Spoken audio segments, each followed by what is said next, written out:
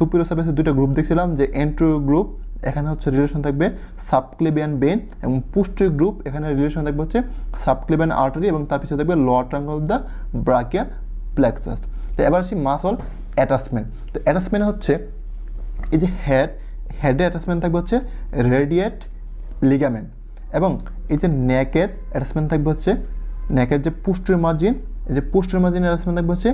Inferior কোস্টোট্রান্সভার্স ligament এবং এই যে সুপিরিয়র মার্জিন এখানে থাকবে হচ্ছে সুপিরিয়র কোস্টোট্রান্সভার্স লিগামেন্ট এবং এই যে টিবারকল হচ্ছে অ্যাটাচমেন্ট থাকবে হচ্ছে ল্যাটারাল কোস্টোট্রান্সভার্স লিগামেন্ট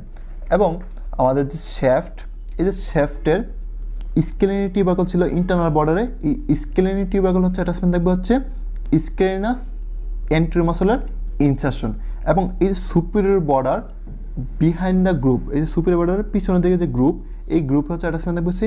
স্কেলিনাস মিডিয়াস এবং যে এক্সটার্নাল বর্ডার, এই এক্সটার্নাল বর্ডার হচ্ছে অ্যাটাচমেন্ট থাকবে হচ্ছে সেরাটাস এন্টেরিয়র মাসল। অর্থাৎ তোমাদের দুইটা জিনিস সবাই অনেক এলোমেলো করে ফেলো। এই যে স্কেলিনি টিউবারকল থাকবে হচ্ছে স্কেলিনাস এন্টেরিয়র মাসল আর এই যে এক্সটার্নাল বর্ডার এটা হচ্ছে সেরাটাস এন্টেরিয়র মাসল। এই দুটোর ভিতরে কনফিউজড হওয়া যাবে না এবং এই যে